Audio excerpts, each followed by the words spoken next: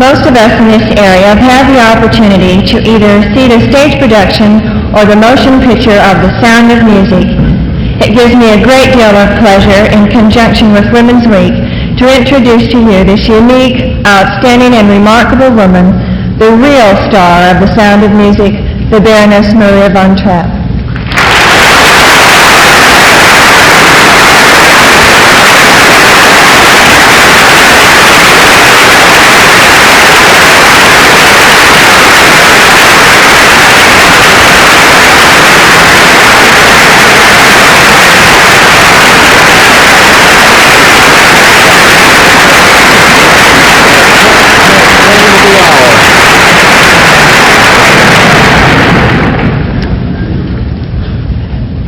My dear friends, I have to be so careful about the time that even applause takes minutes.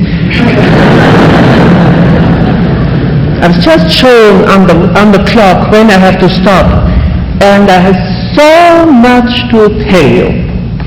Whenever I'm called upon to tell the real story,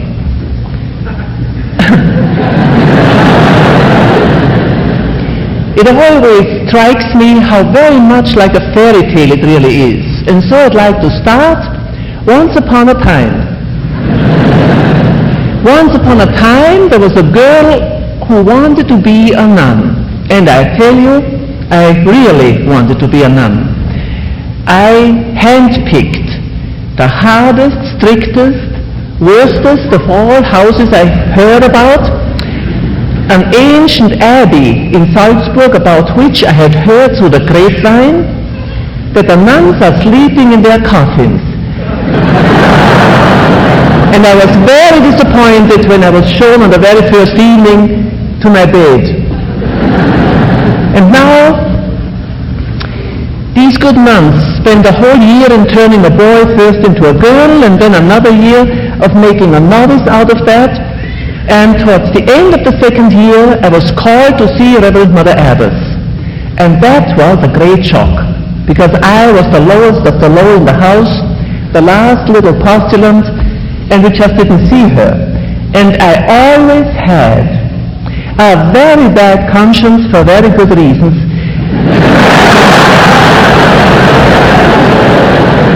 And so I took my time to wind my way from where I was, high up there, to where her office was, way down there, thinking all the time, just what does she know?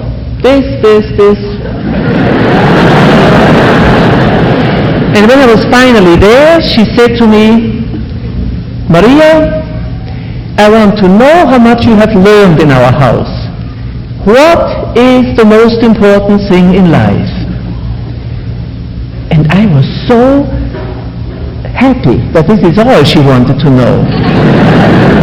And that I had learned. And so with great conviction I said, the most important thing in life is to find out what is the will of God and then go and do it. Even if it is hard, she asked. Even if it is hard, I said lightheartedly. And right there and then I was informed that a Navy captain had been there seeing her that very morning, and he asked whether they could lend him a teacher for his 7 motherless children. And the nuns had picked me.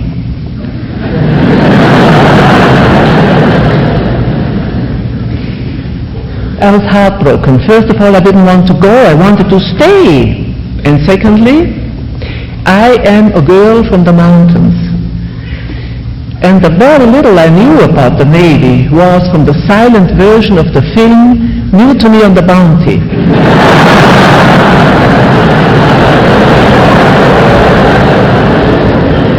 Now, to make a long story short, I fell in love with the children, I married the father, I got used to the father, and we were very happy.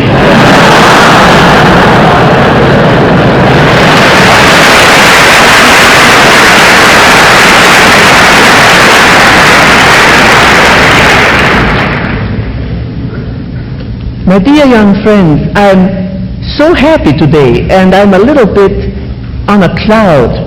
See, when I saw that, I said, Did they have to come? And when I was told, no, you didn't have to come, then I was even happier. And especially so because I want to share a few things of my long, rich life with you. And there is the most important right now. If you, all of you, would ask me now, right now, and after all these years, after those 40 years, and a lot of things happened in those 40 years, what do you say now? What is the most important thing in life? With all that's in me, with all my heart, and with all the emphasis to say it with, I tell you, the most important thing in life is really to find out what is the will of God, and then go and do it. When He created us with a special plan, for a special job and for a certain purpose. And we have the great freedom to say yes or no. If we say no, that job won't be done and that place won't be filled, because we cannot be substituted. We are only once. If we say yes, we will always be happy. We will have that precious peace of mind, peace of soul, and that great thing all the magazines and newspapers talk about, and books and libraries are written about, security. And we'll never have to worry. Once we know this is what He wants, we also know He will help us to do it. And this is really the hinge around which the life of the Trapp family is turning. This is what I brought into the house, into the family. That was my dowry. Now there is a mother, a father, and 7 children, and then 8, and then 9, and then 9.5. We had 2 hobbies in our house, in our family. One was to sing together, and the other one was to hike together. And we had a chapel in our big estate. And one day the bishop sent a new priest to say Mass. And we sang again in the morning. And afterwards, during breakfast, Father Wasner said, "What you sang this morning was quite nice, but..." And that was the birthday of the Trapp family singers, because Father Wasner has never stopped saying but.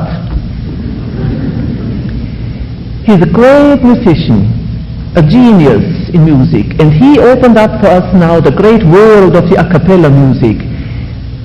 Those great masters, Palestrina, Orlando de Lasso, Victoria, and we sang masses and motets and madrigals. And how many times have I listened to the tabernacle choir singing numbers we had sung. And this is really a wonder world. And we sang for the joy of singing 4 or 5 hours a day.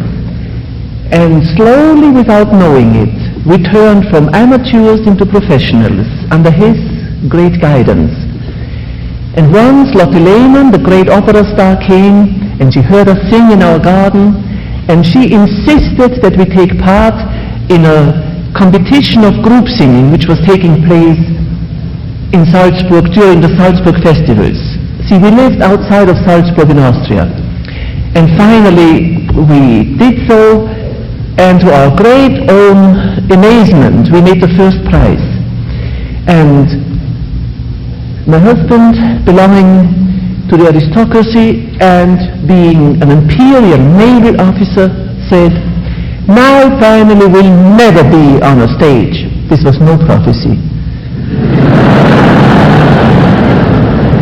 He bought a scrapbook and he pasted in all these contracts which we got right after this from all kinds of managers around Europe outside the Iron Curtain, and one from America. And there we had a scrapbook with souvenirs. And half a year later, Hitler invaded Austria. We had a direct lifeline to find out what's going on. We had children in practically every grade in school. And although they were told by the new teachers never to say a word at home what they are told in school now, "Your parents are nice old-fashioned people, they don't understand any better." we were such a closely knit family, and of course they came home bubbling over with all the news. And that new philosophy and new religion was so hair-raising that the day came when the father called his family together and said, now we have to find out what is the will of God. Does he want us to keep our material goods, our big estate, all our money and all money can buy and our friends, or does he want us to keep our spiritual goods? We cannot have those any longer. And then he turned to his children and said, but let me warn you, you may have money today and lose it tomorrow. And on the very same day you can start all over again. But once you have lost your honor or your faith, then you are lost. And so it was very quickly decided that we have to leave. Now tell me, what's the matter with Hollywood? Salzburg does not border on Switzerland.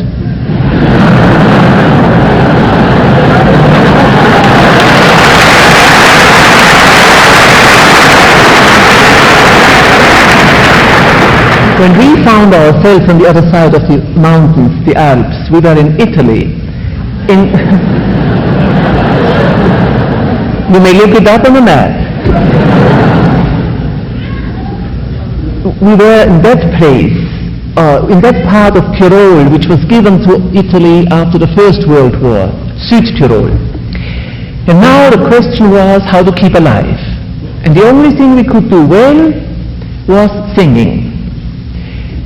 And so we turned a hobby into making a living. It was quite astounding. Yesterday we had been rich people, and today we belonged to the poorest of the poor. We were refugees.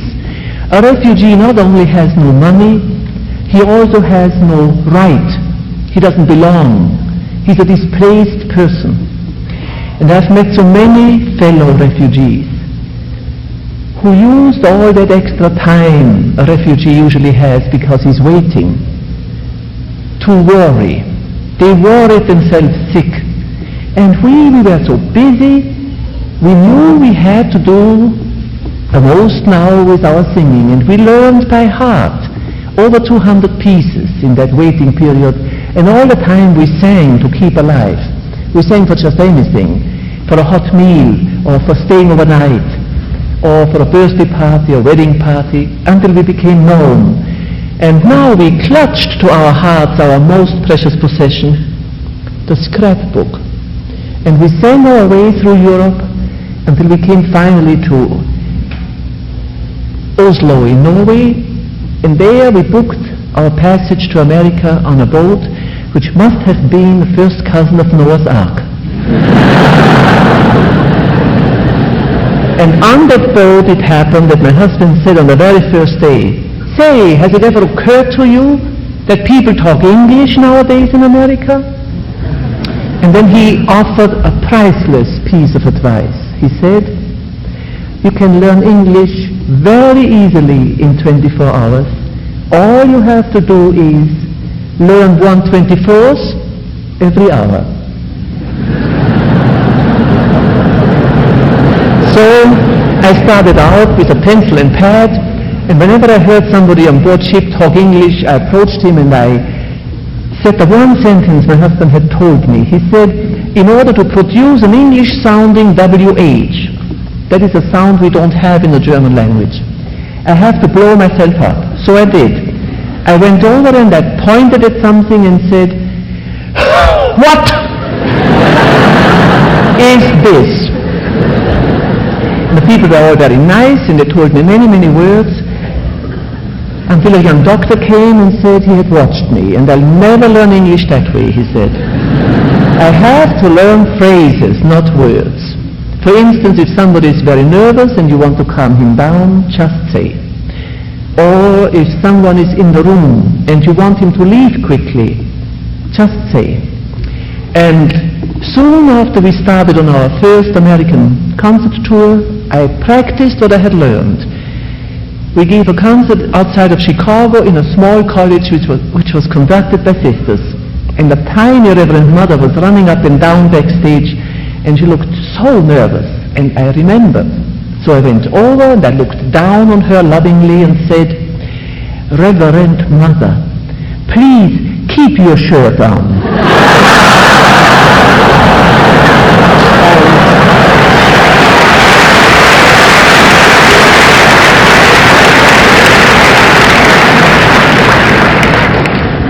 And a few days later, we were in a big town south of Chicago, and we had to give a concert on a Sunday afternoon, and the bishop was there. And in my long life, I have learned that there are bishops and bishops. And some of them never let you forget that invisible Mitra, and he was one of them. And he invited us for dinner at the bishop's house afterwards. And I was sitting right next to him, and at that time I might have had about 50 words of English to my command, and I used them all the time. And I tell you, if you use 50 words a whole hour, they are very used. And I was very happy when that dinner was over, and the bishop and I met at the door of the dining room. And he motioned me to go first. And of course I knew better, so I motioned him to go first. And for a little while, silently, we motioned. Until I suddenly remembered if someone is in the room and you want him to leave quickly.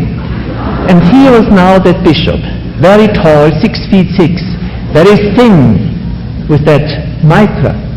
And here was I, drenched in respect, looking up and saying most politely, "Please, Bishop, scram."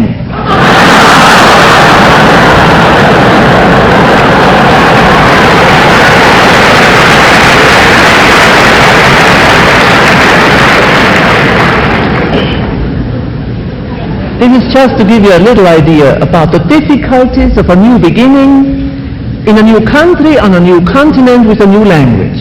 And I could tell you many more stories of this. And then, after overcoming all kinds of difficulties and troubles, the Trapp family singers finally made a name for themselves. And we went from coast to coast. Many times we have sung all over Utah. And the terrible war came. Our two older boys, the tenor and the bass, left with the American troops for Europe. And we trampled our way through like all the other parents.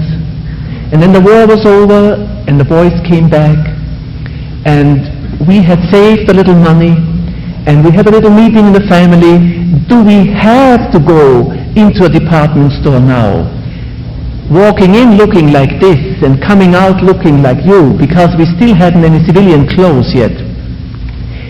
And then we found out it isn't really a sin to go around like this a little longer, and we rather bought a place of our own. And there we learned that great new truth.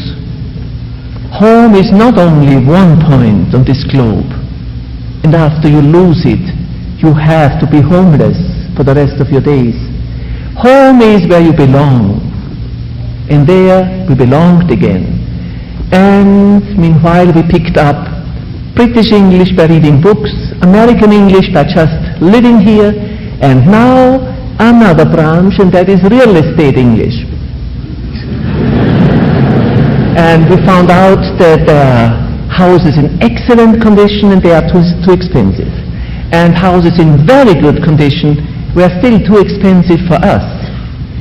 You know, at that time we had $1,000, and at first we thought, well, we couldn't possibly buy anything for $1,000, until somebody enlightened us to that great American truth. You don't need money to buy anything, just make a down payment. Then there are houses which are in good condition, the roof is sagging. And there are houses in fair condition. Don't go there. It might not be there anymore. Now, again, to make a long story short, I would love to tell you the details, but I saved my time for something more important. We bought a house in fair condition. and 800 acres of view on top of a mountain, right there in the heart of the Green Mountains of Vermont, in Stowe, Vermont.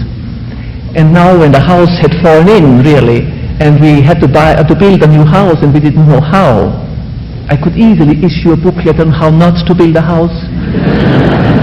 But finally now it is standing there, that big, sprawling Austrian chalet with porches on every floor and 144 window boxes.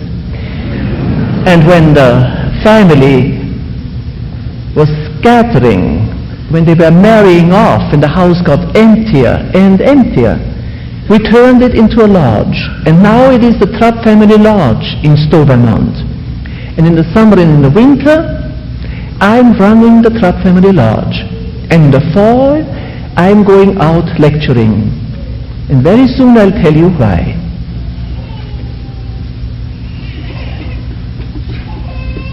First, I have to tell you about a day. On such a day, you don't have to ask what is the will of God. You can only bow your head and say, "Thy will be done." It was the day when God called our Father. The bishop in Burlington gave the permission that we have our own cemetery. And there, at the edge of the woods, from there the captain is still running the ship. Whenever we need an advice, whenever we need help, we always go to him, and he has never failed us. And all of us in the family agree that he seems to be so much more close now than before. And after that came the big travels. After singing 120 concerts here in our winter, we took an airplane in New York City and went to Brazil or to Argentina and sang another 120 concerts. Those were the years where we mostly sang. And I have to say something now. In Brazil, in Argentina, in Peru, in Chile, in Mexico, in New Zealand, in Australia. See, these are places where I remember. And I finally got so used to it. Whenever there were two strapping young Americans, coming up to us, very friendly, they were Mormon missionaries.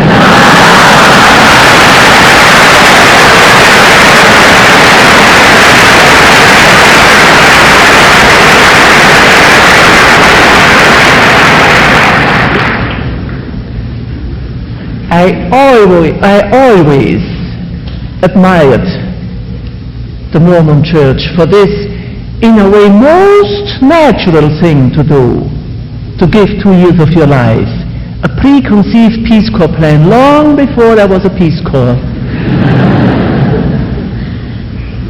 and to go and teach all people as he had told us to do.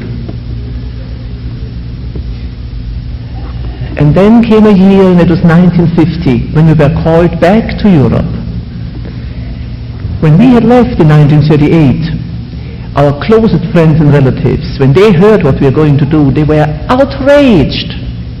They fell all over us and said, "Are you crazy? Haven't you heard how Hitler promised 1,000 years of peace? Just think, the future your children have, what's waiting for them. And now you want to tear them out and take them into the unknown, into a complete insecure future. That is wrong. You have no right to do that. That's evil." And you know, I tell you, we were just waiting for something like this. Because we didn't want to leave. We didn't want to get out and leave everything behind. And we were just waiting for a good enough excuse. And there it was. We could easily say now, it's not possible that everybody else is wrong and just we are right. But I also tell you, if we are sincere and if we want to hear the voice of God, it's right there in us. All we have to do is be quiet, shut off television and radio, and learn to listen. And you will always find out. And we knew we had to leave. And now we came back after 12 years. into bombed out Austria. All these people were still there, but they had lost everything. They were hungry and destitute and cold and sick, and they had even lost their sons for Hitler. And without many words it was conceded that we had done the right thing. And again I tell you, this is something I almost feel God owes to us, because I may warn you, doing the will of God is very often like walking in a dark tunnel. But then comes such a moment of blinding light, and you know you were right and you are on the right track. And then my first daughter married, next year the second one, the first one had a baby, the second one had a baby, and I found out that babies are the most inconsiderate little creatures. They come when it's most inconvenient. And we knew it was the beginning of the end, when we were called once more to the other side of the world. That was the year when we sang the whole year, with the exception of 2 weeks of a break. We were called to New Zealand, Australia, and the South Pacific. There aren't enough tears to cry about so little time I have, because I would like to tell you about New Zealand, and I want to tell you about that terrific trip. But all I can tell you now, when we thought it was the end, it was a new beginning. After the last concert on that tour, which was again in Sydney, Australia, where we had started, we were invited to the house of the apostolic delegate, and he is that bishop in our church under whose jurisdiction are all the missions in the South Pacific. And in his front hall is a big map, and proudly he showed it to us and said, "Look, here is the South Pacific, 1/5 of the whole world." And then he told us he had just returned from a trip of inspection, and he was very much alarmed and very much frightened. The communists were walking into the South Pacific right after the war and ever since. Communist agents. Now when I say communist agents, I don't mean Russians and I don't mean Chinese. It is communists from the countries where the islands belong to. It may be Dutch, Italian, English, American, Australian communists. And such a man would come and settle with a tribe, he would learn the language, and then he would say just one thing, but he would say it over and over again. All the trouble in your life comes from the white people, get rid of them. And he'll do this for weeks and weeks and months, until he feels that the natives have absorbed it. And then he will leave. And the seed these communist agents have sown is sprouting. You hear about a mission station killed here, and a government station cleared out, and a little riot here and a little riot there. And it always goes against the white people. And the bishop turned to us and said, when the Trapp family singers are finished with their concert work, would they be willing to do something for the South Pacific? And we were very enthusiastic, and 3 of my children volunteered right away. Maria, Rosemary, and the one I only once referred to when I said there were 8, 9, and 9.5. The 9.5. He was number 10, and he was born here in America 3 weeks after our first concert tour. Johannes. Now he's a big boy, 6'4". I don't know why, but every single time I met Mormon missionaries, they were 6'4" at least. Now, I don't tell you about the details. We finally, the 5 of us went, Father Wagner and I, and the 3. Father Wagner and I were supposed to go for a whole year just traveling, from island to island, from mission station to mission station, to find out what young people could do to help to stem the tide of communism. And my children were working on a mission station on the extreme easternmost point of New Guinea, in Papua. And Father Wagner and I paid our respects to the first bishop in Port Moresby, he delegated some missionaries of his, and they took us around, and there started the most interesting, the most wonderful, and the most terrible year of my life. We saw things which we could never have seen any other way. We met the Stone Age up in the highlands of New Guinea. How I would love to explain to you that mysterious world which means New Guinea. These mysterious cultures of those ancient tribes. We were traveling all kinds of modes. We were walking single file into the jungle, or we were taken on mission launches around an island, or we were paddled up a river into the very interior. In the very interior of New Guinea, the people are still cannibals. And we were flown up finally by a bishop, an American bishop, Arkfeld, into the highlands. There are plains in about 5,000 or 6,000 feet height. See, New Guinea is very mountainous, up to 12, 13, 14,000 feet. And there, these high plains are densely populated, and these people are headhunters. Most of these tribes, when we were there, were still in the Stone Age, and I was the first white woman they ever saw. Well, I have to say, they were the first headhunters I ever saw. And so we were mutually astonished. And the bishop had told us that they were headhunters, but he had not told us, when these people are astonished, when you or I would say, no, not really, they make a noise like, will you please multiply that little sample by 300 to have a little bit an idea what I felt like on the day when I jumped down to earth from that little aircraft, the Cessna, and I saw that the seam of my stocking had wound around my leg, and instinctively I turned over and straightened it out, and a chorus went up.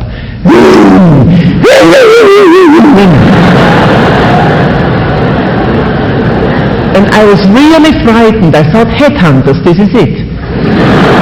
Not at all. They were only astonished. They came over, the interpreter came over and said, White Queen, please do it again. I said, do what again? Please wiggle your skin for us again.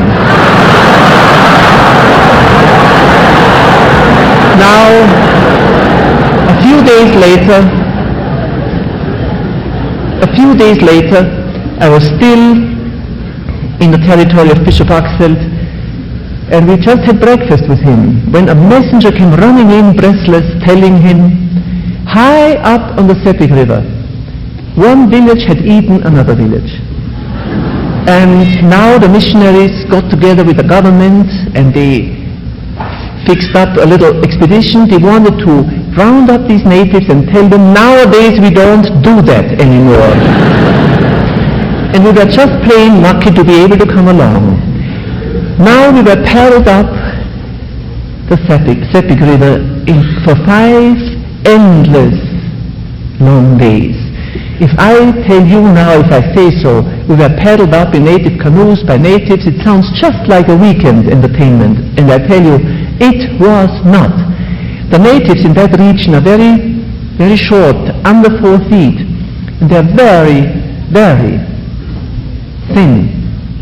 And the canoes are hollowed out tree trunks made to size.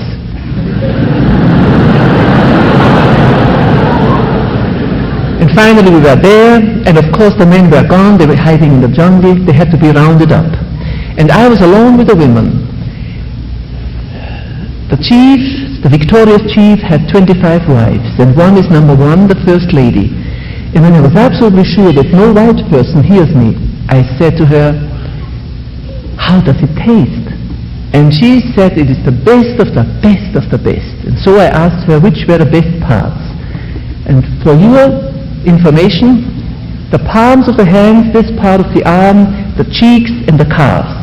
And now I wanted to know one more thing, and I said, and how about where we sit? And she frowned and said, much too tough, has to be smoked.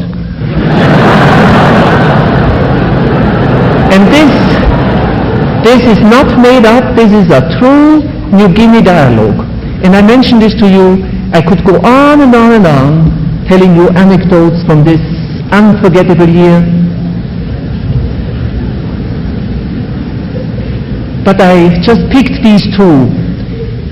I just wanted to draw your attention to the fact that these people, they live still mostly their tribal life, with their tribal warfare and their tribal feuds, and they have very little idea whether they are governed by Dutch or by Australians.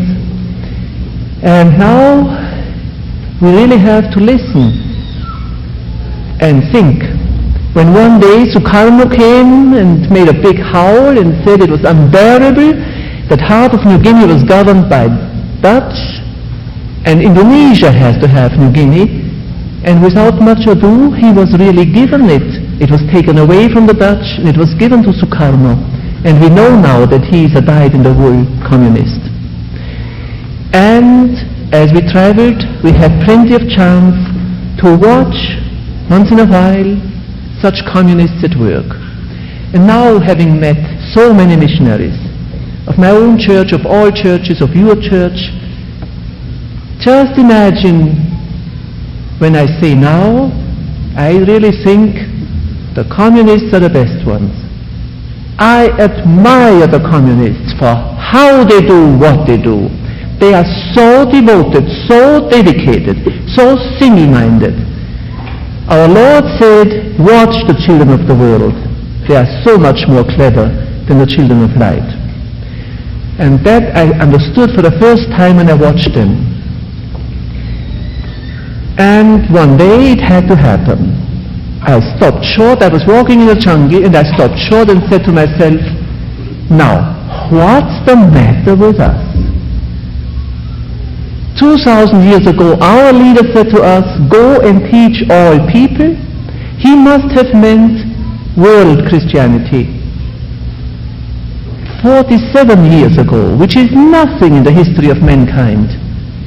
The communists began, and now they have 2/3 of the world and they are gaining everywhere. They mean world communism. Where have we missed? What have we done? And it bothered me, it pained me ever after. And one day, something happened to me which is so easily happening to anybody. You think of something without any apropos. Something comes to your mind, you don't know why. And again, I was walking alone through the jungle, and suddenly I remembered how after the First War, Austria had also lost that war. And I was a very little girl, and I was so hungry. I was so hungry that it hurt all the time. And I remember how nothing was left, and we got, and this is an untranslatable word, we got ersatz for every real thing. Ersatz means a less good thing for the good one which isn't there. So we got some brown liquid, which was called ersatz cafe, or we got ersatz material for the real one, something made of paper, and we were warned not to go out in the rain. We got wooden shoes, ersatz shoes, and so ersatz all over. Until Austria picked herself up again, and after a few years, quietly, the real thing came back, and nobody talked about the ersatz anymore. And there it was. On the night before he died, our Lord said, one commandment I give to you, that you love one another as I have loved you. And the first Christian centuries understood him. They understood the real meaning of love, not what Hollywood has made of it. And they shared with each other. The ones who had much gave to the ones who didn't have much, and everybody had enough. This must have been God's own idea of communism. And then we have only to turn pages in a history book, and we see sadly how that love vanishes. It fades out of the centuries. And when it comes to the 20th century, it's gone. And what isn't given voluntarily is now taken by force. And so this is all communism is ersatz for the real thing. And that's a great consolation, because now we can do something about it. We have to pick up where we left off. We have to learn the art of loving again. We have to be sincere about this. And if we do, the day will come when it will have spread into the big communities, into government, into the world, and communists will have disappeared and we won't even know in which year. It won't be necessary anymore. This is now a great responsibility we have, but also a great honor. And so, if we all join in this, it certainly would be a labor of love. And I can't end my much too short being together with you any better than quote to you those 4 lines from The Sound of Music which I love best. It's the last lyric Hammerstein wrote before he died, and it sums it up so beautifully. A bell is no bell till you ring it, and a song is no song till you sing it. And love in your heart was not put there to stay. Love isn't love till you give it away.